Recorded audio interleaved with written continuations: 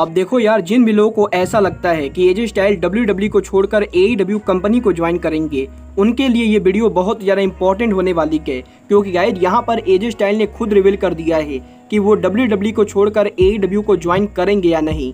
और guys AEW dynamite पर Jericho और मॉक्सली के ब्रूटल मैच के बाद अब क्रिस जेरिको को काफ़ी ज़्यादा ब्रूटल इंजरी हो चुकी है। तो गाइज वहीं कोनोशुके ताकेशिता ने फाइनली रिवील कर दिया है कि वो WWE और AEW में से फ्यूचर में किसको ज्वाइन करेंगे। और गाइज WWE के एक और फॉर्मर सुपरस्टार को टोनी खान ने उनके कंपनी में साइन कर लिया है। तो गाइज वहीं AEW के वीडियो गेम के रिलीज डेट को लेकर AEW ने काफ़ी बड़े चेंजेस कर दिए हैं। तो गाइज अगर आपको ये सभी मेजर अपडेट जाननी है तो गाइज वीडियो को एंड तक जरूर देखना। और गाइज जिन लोगों ने अब तक वीडियो को लाइक नहीं किया है, गाइज वीडियो को लाइक कर देना। बट गाइज चलिए अब बिना किसी देरी के शुरू करते हैं इस वीडियो को। और गाइज सबसे पहले बात करते हैं WWE के फॉर्मर सुपरस्टार आर्या दवेरी की। अगर बात करें यहाँ पर आरी दवेरी की, तो गाइज अगर आप लोग AEW को रेगुलरली फॉलो कर रहे हो तो गाइज तुम लोग को मालूम होगा आरी दवेरी इस समय पार्कर बोडोस के फैक्शन के मेंबर हैं। और गाइज यहाँ पर AEW के अंदर ट्रस्ट बस्टर फैक्शन में आर्या दवेरी, सोनी किस और WWE के फॉर्मर सुपरस्टार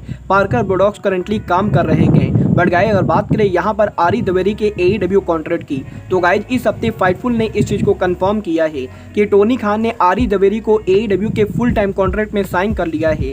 और गाइज AEW रैम्पेज पर टोनी खान के पार्कर बोडोस को साइन करने के बाद अब टोनी खान ने आरी दवेरी को भी साइन कर लिया है। और गाइज इसका मतलब ये है कि AEW में पार्कर बोडोस के फैक्शन के अंदर अब करंटली जितने भी रेसलर काम कर रहे हैं वो सभी रेसलर AEW के कॉन्ट्रैक्ट के अंदर है। और गाइज डेफिनेटली इसका मतलब ये है कि AEW में पार्कर बोडोस के फैक्शन को काफी तगड़ा पुश मिल सकता है। वेल गाइज देखना बहुत ज्यादा दिलचस्प होगा कि AEW के आरी दवेरी को साइन करने के बाद आरी दवेरी AEW में क्या कुछ करते हैं। बट गाइज चलिए अब आगे बढ़ते हैं और बात करते हैं AEW के लेस चैंपियन क्रिस जेरिको की। वेल बात करें यहाँ पर जेरिको की, तो गाइज जैसा कि मैंने आपको बताया था AEW डायनामाइट पर जेरिको और मॉक्सली के ब्रूटल मैच के बाद क्रिस जेरिको के हेड में इंजरी हुई थी। और गाइज यहाँ पर जेरिको के हेड में 7 स्टिचेज लगे थे। बट गाइज यहाँ पर डायनामाइट पर जेरिको के हेड इंजरी के बाद अब यहीं जेरिको ने सोशल मीडिया पर उनका एक लेटेस्ट पिक्चर पोस्ट किया है, जहाँ पर इस बार जेरिको के इस पिक्चर के अंदर हमें क्रिस जेरिको के पैरों में काफी ज्यादा चोट लगते हुए दिखाई दे रही है। और गाइज यहाँ पर जेरिको के इस पिक्चर के अंदर क्रिस जेरिको के पैरों के नाखून निकल चुके हैं। और गाइज यहाँ पर जेरिको ने इस पिक्चर को पोस्ट करते हुए सोशल मीडिया पर रेसलिंग इंडस्ट्री के हेटर्स को ट्वीट किया है, जहां पर जेरिको ने ट्वीट करके ये कहा है कि जिन भी लोगों को ये लगता है कि रेसलिंग इंडस्ट्री फेक होती है, ये पिक्चर स्पेशली जेरिको ने उनके लिए पोस्ट की गई। और गाइज यहाँ पर जेरिको इस पिक्चर को पोस्ट करके ये बताना चाहते हैं कि रेसलिंग बिल्कुल भी फेक नहीं होती है। और गाइज रेसलिंग रिंग में रेसलर को जो भी चोटें लगती हैं वो पूरी तरह से रियल और सही होती हैं। वेल गाइज देखना बहुत यार दिलचस्प होगा कि इतनी सारी इंजरीज के बाद जेरिको डायनामाइट पर कैसे कम्पीट करते गए। बट गाइज चलिए अब आगे बढ़ते हैं और बात करते हैं AEW सुपरस्टार कोनोशुके ताकेशिता की। बल्कि बात करें यहाँ पर कोनोशुके ताकेशिता की, तो गाइज जैसा कि मैंने आपको कल बताया था WWE कोनोशुके ताकेशिता को अपनी कंपनी में साइन करने के लिए इंटरेस्टेड है। और गाइज अब जबकि कोनोशुके ताकेशिता AEW को छोड़ के उनके होम कंट्री जापान वापस आ चुके हैं, तो गाइज यहाँ पर फाइनली अब कोनोशुके ताकेशिता ने उनके लेटेस्ट इंटरव्यू के अंदर WWE और AEW को पॉसिबली फुल टाइम ज्वाइन करने को लेकर बात की गई,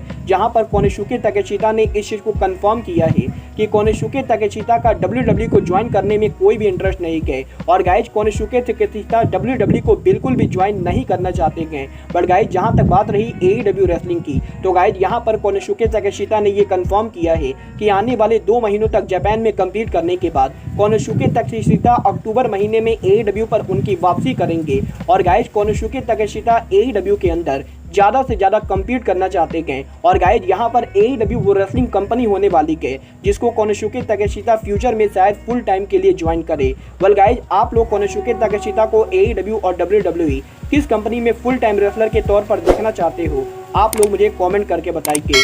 बट गाइज चलिए अब आगे बढ़ते हैं और बात करते हैं AEW के वीडियो गेम के रिलीज डेट की। वेल बात करें यहाँ पर AEW के वीडियो गेम की, तो गाइज जैसा कि मैंने आपको कुछ दिनों पहले बताया था कि AEW पॉसिबली इस साल के एंडिंग के ऊपर उनके वीडियो गेम को डेट रिलीज कर सकती है। बट गाइज यहीं अब AEW के वीडियो गेम के रिलीज डेट को लेकर AEW के बैक स्टेज से बहुत ही बड़ी अपडेट आ रही है, जहां पर AEW के बैक स्टेज से ये अपडेट आ रही है कि AEW के वीडियो गेम का रिलीज पोस्टपोन्ड हो सकता है। और गाइज AEW का वीडियो गेम ओरिजिनली दिसंबर में रिलीज होने वाला था, बट गाइज अब AEW पॉसिबली उनके वीडियो गेम को 2 महीनों के लिए पोस्टपोन कर सकती है। और गाइज यहाँ पर AEW का वीडियो गेम दिसंबर में रिलीज ना होके बल्कि पॉसिबली फरवरी में रिलीज होने वाला है। और गाइज यहाँ पर फरवरी 2023 के अंदर AEW पॉसिबली उनके वीडियो गेम को रिलीज करेगी। और गाइज अगर यहाँ पर AEW उनके वीडियो गेम को फरवरी में रिलीज करती है तो गाइज यहाँ पर AEW और WWE के वीडियो गेम के अंदर काफी बड़ा कंपटीशन होने वाला है, क्योंकि गाइज यहाँ पर WWE भी उनके 2K23 गेम को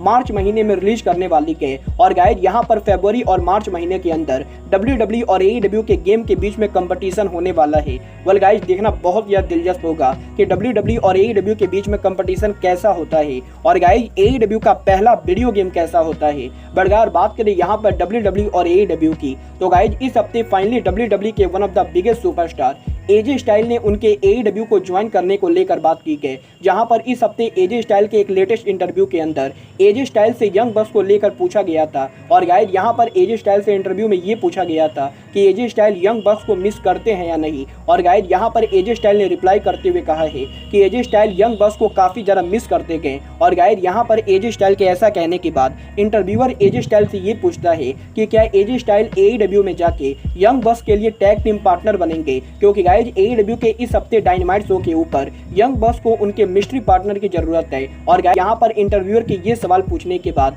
AJ स्टाइल AEW में उनके डेब्यू को लेकर बात करते गए, जहां पर AJ स्टाइल डायरेक्टली ये कहते गए कि अगर यंग बक्स को AJ स्टाइल की जरूरत है तो गाइज AJ स्टाइल को AEW में जाने की जरूरत नहीं है, बल्कि WWE में यंग बक्स को आने की जरूरत है। और गाइज अगर AJ स्टाइल और यंग बक्स का रियूनियन कभी भी होगा तो गाइज वो कंपनी WWE होगी। और गाइज यहाँ पर AJ स्टाइल ने इस चीज को कंफर्म किया है कि AJ स्टाइल WWE को छोड़कर कहीं भी नहीं जाने वाले गए। और गाइज जिन भी लोगों को ये लगता है कि AJ स्टाइल के WWE कॉन्ट्रैक्ट के एक्सपायर होने के बाद AJ स्टाइल WWE को छोड़कर AEW या फिर NJPW को दोबारा ज्वाइन करेंगे, उन लोगों के लिए ये AJ स्टाइल का काफी तगड़ा मैसेज है। वेल गाइज मुझे भी बिल्कुल भी नहीं लगता है कि AJ स्टाइल को WWE को छोड़कर किसी भी कंपनी को ज्वाइन करना चाहिए। और गाइज मैं तो डेफिनेटली AJ स्टाइल को WWE के बाहर किसी भी कंपनी पर देखना नहीं चाहता हूँ। बट गाइज आप लोग AJ स्टाइल और यंग बक्स का रियूनियन देखना चाहते हो या नहीं, आप लोग मुझे कमेंट करके बताइए। बट गाइज अब आज के इस वीडियो में बस इतना ही। मैं मिलता हूँ आपसे अपने अगले वीडियो में। बट गाइज तब तक के लिए good bye, good night and bang.